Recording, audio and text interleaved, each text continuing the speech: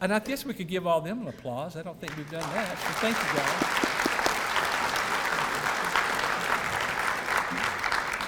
Okay, so we're going to move into the program now, and I'm telling you, I am so excited about this next part. I'm going to introduce our keynote speaker, and she was inducted into the Hall of Fame, or Hall of Honor rather, last year. And so I'm going to read her introduction. It's really, really impressive. She's a 2002 graduate of Midlothian High School, was a multi-sport athlete, lettering in basketball and softball. Upon graduation, Nikki went to have tremendous academic and athletic achievements in post-high school, as she was a 2006 graduate of the Military Academy at West Point. After that, she served on active duty in the U.S. Army for 8 years as a signal officer. She served 2 tours in Iraq in support of Operation Iraqi Freedom and Operation New Dawn. She is a recipient of numerous medals and honors from her time in the Army, including 2 Bronze Star medals and I can't say that word. Nikki, you should have used a different word. I'll get it out in a minute. Anyway, great service to our country. So, Nikki, thank you first of all, before anything else, for your service to our country.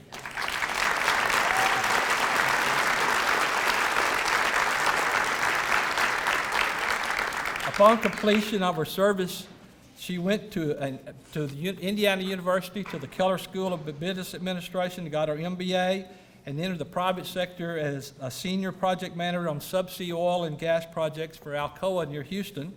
In 2016, though, this is the good part, y'all get ready. In 2016, she relocated to Washington, D.C., and worked as a hospital administrator at the National Institute of Health, providing direct business services to support medical departments. She went on to spend 3 more years with the Department of Justice Office of the Inspector General as his first chief of staff in the Information Technology Division, a department she assisted in creating, in that the role she developed and implemented critical financial processes, operational programs, and a wide range of new IT. So it's a big job in the government that she had. But it gets better. What's this? Now, currently, right now, she's the Associate Director of Business Innovation and Technology for the Smithsonian National Zoo. She gets to go to work at the zoo every day. Can you imagine? Wow. Where she oversees all business and financial activities, information technologies, human resources, and the volunteer program. She also acts as a senior advisor to the deputy and the director and the deputy director in all items related to business operations of the Smithsonian. She is an American Council of Technology Industry Advisory Council Fellow, and above all that, she was inducted into the Hall of Honor last year. Nikki and her husband, Randy. Randy's also a U.S. Army, right? I want to make sure, yeah. U.S. Army veteran. Thank you, Randy, for being here. They live outside of Washington, D.C. with their 2 pups, Tiki and Laylee. And so, again, last year when she gave her talk, and Catherine agreed, boy, we got to get her back. She is an awesome speaker. You're going to enjoy it. So I hope our kids will listen and be able to hear this, because it's very, very inspirational. So welcome. We're glad to have you back. Thank you so much.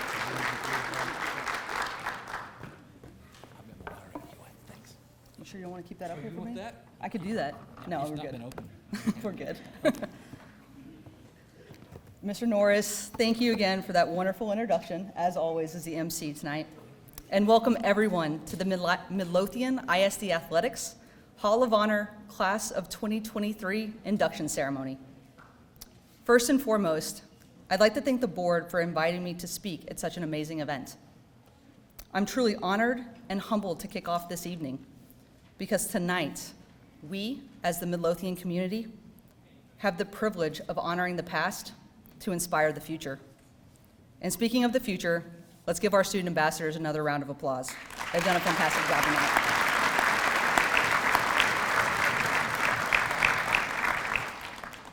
Now, before we go any further, I need to make a deal with you. When my mother found out I was speaking tonight, she told me I needed to be funny. And if you guys know Rosette Posey like I do, and I know there's a number of you here tonight that do, you know I can't disappoint. So if any point in time there's you could feel a chuckle coming on, or there's a really awkward pause, just give me a big laugh, and in return, I promise not to ramble for the next 30 minutes. So last year, sitting exactly where our inductees are sitting tonight, I had an opportunity to reflect on what being a student athlete in Midlothian, Texas meant to me. And in that moment, I was reminded of a quote I learned at West Point from General Douglas MacArthur. MacArthur said, "On the fields of friendly strife are sown the seeds that on other days, on other fields, will bear the fruits of victory." In that quote, MacArthur taught us the skills we learn as West Point athletes are the same skills required of us to fight and win our nation's wars. And he's right. But I think MacArthur didn't realize something. You see, we didn't learn those skills at West Point. We honed them there. We learned those skills in our hometowns as high school student athletes. And for me, that was right here in Midlothian, Texas. So I'm going to tell you a story from my time in the Army that I think reflects and illustrates exactly what I mean. Please bear with me through a few parts of the story, as there are going to be moments where I have to clarify things, because, and I know this might come as a shock, the Army loves acronyms and rules. Travel back with me to 2009, 2010. I was 25 years old and a new Leapin captain in the Army. I was finishing up the Captain's Career Course, which is required training for all junior captains. And I had just received my orders to 3rd Brigade, 4th Infantry Division at Fort Carson, Colorado. It was a combat arms brigade ready to deploy to Iraq 2 months from my arrival. Fun fact, highly unusual to get orders to a combat arms brigade right before deployment. These units typically train as a team for 2 years prior to deployment to be prepared for war.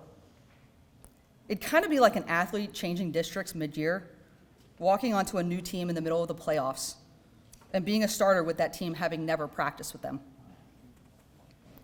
Understanding I was 2 months away from my second deployment to a war zone in 3 years, I knew I needed to mentally prepare myself. For me, that meant trying to figure out what role I was going to be stepping into. As a communications or signal officer, there were literally only 6 slots I could go to in an infantry brigade. One of those slots was the elusive signal company command slot, reserved for only the most qualified, skilled, and senior captains. It was kind of like our Army's major leagues. So as a junior captain, new to this brigade, signal company command was a non-starter and seemingly out of reach, which left the 5 battalion signal officer, or S6 slots, within the brigade. But as I said, the Army loves a good rule.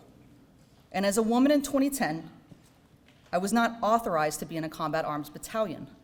That rule wouldn't change until 2016, which meant the only battalion I could feasibly join was the logistics battalion. So having figured out what role I was going to play, I packed my bags and I headed for Fort Carson, Colorado. Now for some Army etiquette. The first thing you do when you get to a brigade is you sign into the unit and you meet your new brigade commander. My experience in 3rd Brigade, 4th ID was no different. On my first day at the unit, I walked in and I met my new brigade commander, Colonel Rainey. And I shook his hand and said, "Hi, sir, Captain Mounts, happy to be a part of the team." To which he replied, "Nikki, we've been waiting for you. You're heading to 410 Cav. The cavalry." This kind of stopped me in my tracks. Remember, women weren't authorized to be in combat arms battalions, much less the cavalry, which are the scouts looking for the enemy in front of the infantry. At that moment, I was sure I was being punked. So much so that I looked around me and I checked the back of my head and I did have a bun in. And I looked at Colonel Rainey and asked, "Sir, you know I'm a woman, right?" To that, Colonel Rainey chuckled and said, "Yeah, Nikki, I'm very well aware you're a woman, but I just fired my 14 Cav S6, and I need a leader to go down there and fix my comm shop so my scouts can shoot, move, and communicate in 2 months. Are you that leader?" So if you're an athlete in the room, and I'm going to suspect, given this is an athletic banquet, there's quite a few of you, I want you to raise your hand. Come on, get them up. Ronnie Clanton, where you at? Get it up. Mom, you put your hand down. You're not one. Now, if you're an athlete in the room, and it's 2 outs, bases loaded, the go-ahead run on third, who wants the bat in their hands? Who wants to be the athlete with the ball in their hands at clutch moments? I would suspect most of you would have your hands raised, even though they're not, so we're just going to pretend like they are. You see, I was having a clutch moment, and I looked at Colonel Rainey and I said, yes, sir, I've got you. I can be that leader. And in that clutch moment, my fate was sealed, and I headed to the cavalry as one of the first women in the Army to be assigned to a combat arms battalion. Now we get to the hard work part of the story. The put your head down, dig in, and get better every day part. If you ask any of the coaches in the room tonight, they'll tell you elite athletes are made outside of scheduled practices and games. It's what you do in the off hours to get better that makes the athlete. And the same concept applies to everything you do in life. Going into 410 Cav with 2 months until deployment, I knew I had a lot of hard work ahead of me. I needed a game plan. I needed to know what to work on before the hard work could start. And this is where the skills I learned as a Midlothian student athlete came into play. First, I had to find a coach to help me develop my game plan and understand why the last S6 was fired and what gaps needed to be filled. I reached out to my Brigade S6 Major North and my 410 Cav Executive Officer, Major Menendez, and I asked for help. I knew I needed their experience and guidance if I wanted to succeed, and that's exactly what I told them. They helped me understand the issues in the comm shop that needed to be fixed, and they gave me the playbook on what to study to get better. Which brings me to my second skill set, being a continuous learner. You see, until that moment, I never expected to learn how Cav Scouts maneuvered on the battlefield because I never expected to be in the cavalry. But I knew I couldn't provide solid communications plan to a unit I didn't understand. With no time to waste, I had to get smart, fast. I needed to know how the scouts needed to shoot, move, and communicate if we were going to be ready to deploy. I pulled out the books and I studied a lot.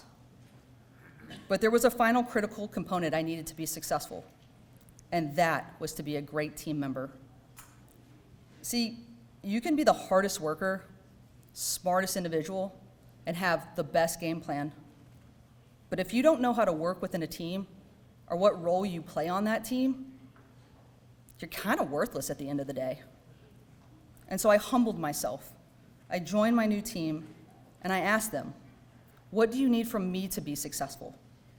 I embedded myself into their wins, knowing that understanding their needs would help me find my place on the team to make us all successful. I listened and I learned from my teammates, which quickly helped me hone my game plan with my coaches and gave me the playbook I needed to study every day to get better. I worked incredibly hard with my team, and in 2 months, 410 Cav deployed to Iraq in support of Operation New Dawn, and we achieved our mission. Dude, we crushed it.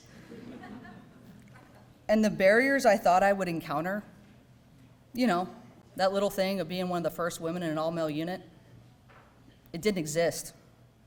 I learned that when you work hard, find your spot on the team, humble yourself, and remain coachable, social barriers only exist in your mind and not actually in reality. And then 4 months into deployment, something pretty magical happened. The elusive Signal Company Command came open. And without realizing it, the clutch moment I took by going to the Cav became my tryout for the major leagues. The hard work I put in paid off, and at 25 years old, the junior signal captain in the brigade became the new Signal Company commander. Which brings me to my final student athlete skill set, the ability to tune out the outside noise. See, as the junior signal captain in the brigade, my peers, who were 2+ years my senior, were not exactly excited about me getting the command slot because, and according to them, I hadn't paid my dues. And their favorite way to remind me of this was to call me the baby commander. Not gonna lie, I wasn't a fan. If I listened to it too much, it really made me mad. But I knew I couldn't listen to the critics, and I needed to do exactly what I did when I went to the Cav. Find a coach, learn my new team, get smart, work hard, and everything else would fall into place. But blocking out the noise is sometimes a little hard to overcome, and that became my reality about 3 months into command. I had just completed a 48-hour mission. I was coming directly from a Black Hawk helicopter into a meeting in which all company commanders were required to give updates to Colonel Rainey. I was tired, dirty, smelled awful, and in retrospect, not in the right mindset to block out the chirping. So when my turn to brief came up, and one of my peers said, "Let's hear what the baby commander has to say today," I wasn't able to hold my tongue. And I looked up and said, "Bro, at what point in time are you gonna quit hating because I'm a freshman on varsity?" And that might be a very cleaned up version of what actually came out of my mouth. And while I understand blocking out the outside noise is important, I learned having the confidence to stand up for yourself, when done at the right time, is equally important. And I'm happy to report that was the last time I was referred to as the baby commander, at least in public and to my face. Now, I told you this story because I believe it illustrates my formula for success that has carried me throughout my career. And if I'm honest, my formula would not exist without the Midlothian community. It was my Midlothian High School teammates, like Shanna Rash, who taught me how to be a good team member and to understand my role on a team. It was my Midlothian coaches, like the late Rick Penson and Stephanie Upshaw, who taught me to be coachable and to seek out others who have more experience than me. It was my Midlothian teachers, like Mary Ann Pinkston and my mom, Rosette Posey, who taught me to be a continuous learner and drilled into my head that the moment you stop learning, you become irrelevant. It was my Midlothian supporters, like Winona Wood Ross, and my dad, John Posey, who taught me to put my head down and work hard, to be gritty, and to grab clutch moments because pressure is a privilege. And it was my first Midlothian softball coach, Willie Rash, who gave me my first start as a freshman on varsity, along with the confidence to know that age doesn't define success. And I'd like to highlight, everyone I just mentioned is represented here this evening. And I'd like to take this moment and say thank you. You have all made a huge positive impact on my life. And isn't it awesome to know that everyone in this room is connected? Because we are all a part of the Midlothian community. Whether we were born and raised here or were move-ins, whether we were teachers, coaches, and supporters for short or long periods of time, whether we moved away after high school or stayed to raise the next generation. We are all a part of the Midlothian community fabric, developing leaders through athletics. And man, Midlo, did you understand the assignment? Because today, our Hall of Honor inductees are now the business leaders, administrators, coaches, teachers, officials, fans, and parents that continue inspiring our future generations of Midlothian student athletes. And as I look at our student ambassadors tonight, I know the future of Midlothian is incredibly bright. So thank you for listening to my story and even giving me a few laughs along the way. See, Mom, nailed it. But most importantly, congratulations to our Hall of Honor Class of 2023 inductees. You have more than earned this moment. Enjoy it. And thank you for allowing us the privilege, as the Midlothian community, to be inspired by you. Thank you.